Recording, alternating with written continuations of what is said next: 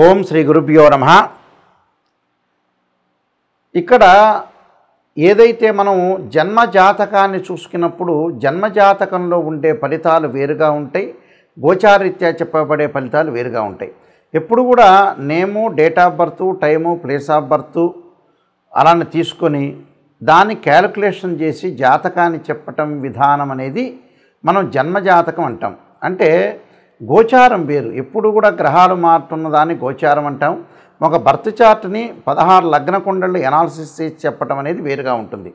అది రాశిచక్రమని, భావచక్రమని, నవాంశమని, దశమాంశమని, త్రింశాంశమని, కవేదాంశమని, అలానే హోరా, ద్రేకాణం ఇలాంటి 16 లగ్న కుండళ్ళనే ఉంటాయి. అలానే దశలు, అంతర్దశలు అంటే ఏ దశలు అనేది వాళ్ళకి యోగిస్తుంది, ఏ దశల్లో యోగించదు, అలానే ఏ గ్రహాలు ద్వాదశ భావాల్లో ఏ విధంగా ఉండబోతున్నాయి. అంటే ఒక లగ్నాన్ని మనం అనుసరించేటప్పుడు తనుభావమని, ధనభావమని, తృతీయ భావమని, సోదర భావమని, అలానే చతుర్థ భావమని, పంచమ భావమని, సంతాన భావమని ఇలాంటి భావాలు అనేవి మనకు 12 భావాలు చెప్పబడింది. ఈ 12 భావాల్లో ఏ గ్రహాలు ఉన్నాయి, ఆ భావాధిపతులు, ఆ రాశిలో ఏ గ్రహాలు ఉన్నాయి, ఆ రాశ్యాధిపతులు ఎక్కడున్నారు, వారి యొక్క దృష్టి ఏంటి, ఏ దశలు జరుగుతున్నాయి, ఏ రకంగా దోషాలు అనేవి జాతకపరంగా ఉన్నాయి అనేది చాలా ఇంపార్టెంట్. ఎప్పుడు కూడా జన్మజాతకం అన్నంత ప్రయారిటీ గోచారం అనేది ఉండదు. కాబట్టి మన జన్మజాతకాన్ని చూసుకొని మన లగ్నాన్ని మ్యాథమెటికల్గా క్యాలిక్యులేట్ చేసి ఎన్ని డిగ్రీల్లో గ్రహాలు ఉన్నారనేది మనం అనాలిసిస్ చేస్తే జీవితం అనేది, లైఫ్ అనేది మన పర్ఫెక్ట్ రిజల్ట్స్ వచ్చే అవకాశం ఖచ్చితంగా ఉంటుంది. అందులో ముఖ్య పాత్ర ద్వాదశ లగ్నాల యొక్క పాత్ర అనేది చాలా ముఖ్యంగా ఉంటుంది. ఈ లగ్నాలు ఏ విధంగా ఉన్నాయి, ఆ లగ్నాల నుంచి ఏ గ్రహాలు ఉన్నాయి, వాటి యొక్క ఫలితాలు ఏంటి, వాటి యొక్క దృష్టి ఏంటి, మనం ఒకసారి అనాలిసిస్ చేద్దాం. ఇక్కడ మనకి దశలు కలిసి రాకపోయినా అంతర్దశలు వస్తూ ఉంటాయి. అంతర్దశల్లో ఏదైతే మనకి కొన్ని దశలు అనుకుంటాం, ప్రతి లగ్నానికి కొన్ని దశలు శుభత్వాన్ని ఇస్తుందని అనుకుంటాం. ఆ దశలు జీవితంలో కొంతమందికి రావు, 1-2 దశలే వస్తుంటాయి. కొంతమందికి ఒక దశే వస్తుంది, కొంతమంది 2 దశలు వస్తాయి, కొంతమంది 3 దశలు వస్తాయి. 3 దశలతో వచ్చేవాళ్ళు చాలా తక్కువ మంది ఉంటారు. కాబట్టి ఆ దశలు రాకపోయినా అంతర్దశలు వస్తుంటాయి. అంటే ఆ గ్రహాలకు సంబంధించిన అంతర్దశలు వచ్చినప్పుడు కూడా మనకు సుఫలితాలు జరిగే అవకాశాలు ఖచ్చితంగా ఉంటాయి. అదొకటి. కొన్ని లగ్నాలకి ఏంటంటే ఆ దశలు అనేవి చెడు దశలు వస్తుంటాయి. ఈ గ్రహాలు చెడు దశలు వచ్చే అవకాశం ఉందని నేను చెప్పినప్పుడు ఆ అంతర్దశల్లో చెడు అంతర్దశలు ఉంటాయి. ఆ చెడు అంతర్దశల్లో వచ్చినప్పుడు కూడా ఒక లగ్నానికి ఉదాహరణకి మేషలగ్నానికి ఉదాహరణకి కుజుడు మహర్దశ బాగా కలిసి వస్తుందని నేను చెప్పా. కానీ వాళ్ళ జీవితంలో వచ్చేటప్పటికల్లా కుజ మహర్దశ వస్తుంది. వచ్చిన తర్వాత కుజుడిలో చెడు అంతర్దశ వస్తుంది. అప్పుడు ఫలితం అనేది మధ్య రకంగా ఉంటుందని మనం బేరీజ్ వేసుకోవాలి. అందువల్ల అక్కడ కుజుడే అంతర్దశ వస్తుంది, చెడు దశ వస్తుంది. ఉదాహరణకి చెడు దశ ఒకటి వచ్చింది అనుకుంటా, కుజుడు అంతర్దశలో అది కూడా మధ్య రకంగా ఉంటుంది. అంటే మనకి శుభత్వాన్నిచ్చే మహర్దశ వచ్చినా, శుభత్వాన్నిచ్చే అంతర్దశ వచ్చినా మనకి మంచి ఫలితాన్ని వస్తాయి. అలానే ఇక్కడ ఏదైతే ఆ మహర్దశ అనేది మనకు కలిసి రాదో, ఆ మహర్దశ కలిసి రాకపోయినా అంతర్దశ కలిసి వచ్చే అవకాశం అనేది ఉంటే మధ్య రకమైన ఫలితాన్ని ఇస్తారని మనం గుర్తుపెట్టుకోవాలి. ఇలాంటివన్నీ కూడా మన జ్యోతిష్ శాస్త్ర ప్రకారంగా చెప్పబడింది. కాబట్టి లగ్నం అనేది చాలా ఇంపార్టెంట్గా మనం ప్రాతిపదికగా తీసుకోవాలి. ద్వాదశ లగ్నాల్లో 11వ లగ్నం ఏమిటి అంటే కుంభలగ్నం. కుంభలగ్నం వాళ్ళకి ఏ దశలు కలిసి వస్తాయి, ఏ అంతర్దశలు అనుకూలంగా ఉంటుంది అనేది కూడా చూసుకోవాలి. అంటే దశలు కలిసి రాకపోయినా కొంతమందికి అంతర్దశలు కలిసి వచ్చే అవకాశాలు కూడా ఉంటాయి. ఆ అంతర్దశల్లో ఆ దశలు మనకి చెడు దశలు ఉన్నాయి, అంతర్దశ మంచిది ఉంది, కొంతవరకు ఫేవరబుల్గా జరిగే అవకాశాలు కూడా ఒకటి ఉంటుంది. అది గుర్తుపెట్టుకోవాలి ప్రేక్షకులందరూ కూడా. కుంభలగ్నం వాళ్ళకి శని మహర్దశ, అలానే ముఖ్యంగా బుధ మహర్దశతో పాటు వాళ్ళకి శుక్ర మహర్దశ కలిసి వచ్చే అవకాశాలు బాగా ఎక్కువ ఉన్నాయి. అంటే శని, శుక్రుడు, బుధుడు కలిసి వచ్చే మహర్దశలు, ఈ మహర్దశలు అనుకూలంగా ఉంటుంది. శని మహర్దశలు ఆయు ప్రమాణం పెరుగుతుంది, వాళ్ళకి ఆరోగ్యవంతంగా ఉంటారు, లైఫ్ స్పాన్ అనేది బాగా పెరిగే అవకాశం ఉంటాయి. ఎన్ని కష్టాలు వచ్చినా కూడా హాస్పిటల్లో ఉండి రేపటి రోజుల్లో చాలా ప్రాబ్లం ఉందని చెప్పినా కూడా వాళ్ళకి ఆరోగ్యపరంగా ఇబ్బందులు లేకుండా, ఆరోగ్యపరంగా ఇబ్బందులు జరుగుతున్నా ఆయు ప్రమాణానికి డోకా లేకుండా ఉండే అవకాశం ఖచ్చితంగా ఉంటుంది. శని మహర్దశ వీళ్ళకి కలిసి వచ్చే మహర్దశ ఖచ్చితంగా ఉంటుంది. అలానే బుధ మహర్దశ వ్యాపార రంగంలో, వాణిజ్య రంగంలో బాగా కలిసి రావటం, అనుకున్న పనులన్నీ కూడా సక్సెస్ కావటం, గృహ ఉపకరణ వస్తువులు కొనుగోలు చేయటం, బంగారు ఆభరణాల దగ్గర నుంచి కూడా ఇళ్ళు కన్స్ట్రక్షన్ చేసే అవకాశాలు ఎక్కువ ఉంటాం. ప్రతి కన్స్ట్రక్షన్ కానీ, నిర్మాణం కానీ ఏదైతే వ్యాపారం చేస్తున్నారో ఆ వ్యాపారం అంతా కూడా బాగా కలిసి వచ్చే అవకాశం ఎక్కువగా ఉంటుంది. దాని తర్వాత వీళ్ళకి ముఖ్యంగా శుక్ర మహర్దశ సకాలంలో వివాహం జరగటం, సకాలంలో పనులు జరగటం, శుభ కార్యక్రమాల్లో పాల్గొనటం, బంగారు ఆభరణాలు కొనుగోలు చేయటం, డబ్బును పొదుపు చేసే అవకాశాలు బాగా ఎక్కువ ఉంటాయి. అనుకూలమైన వాతావరణం, అనుకున్న పనులన్నీ కూడా రీచ్గా అవుతాడు.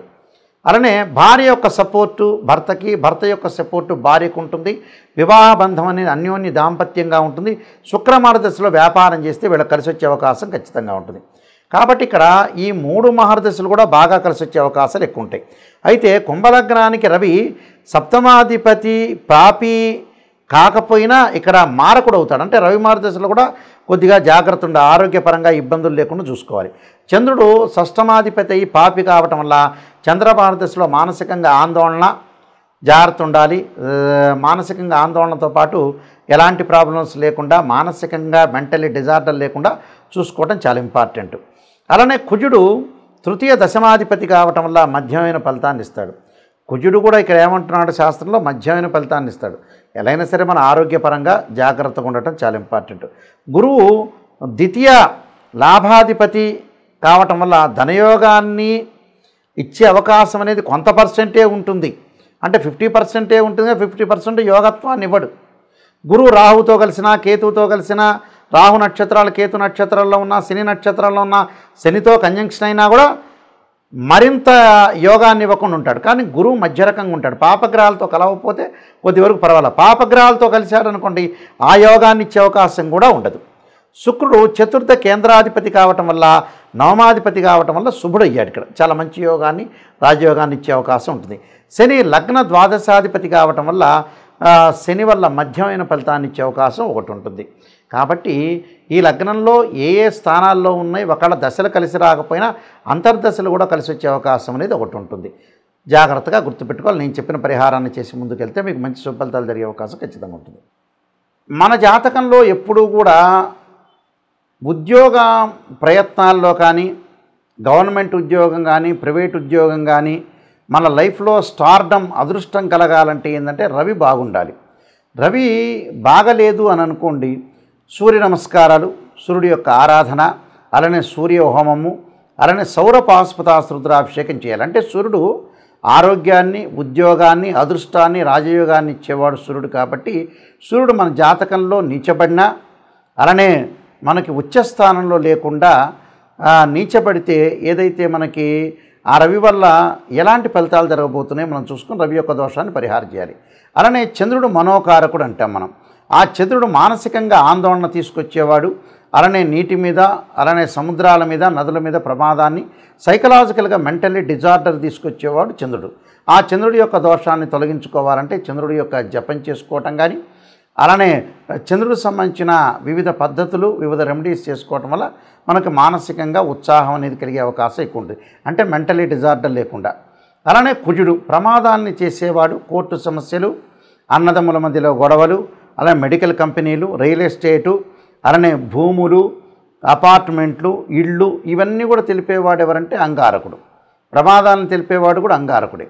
దానికి అంగారకుడు నీచ స్థానంలో ఉన్న, అంగారకుడు బాగలేకపోయినా, కుజదోషం ఉన్నా దానికి ఖచ్చితంగా అంగారక పాశుపతాస్త్ర రుద్రాభిషేకం లాంటివి, కుజ జపం లాంటివి, అంగారక హోమాన్ లాంటివి చేసుకోవటం మంచిది.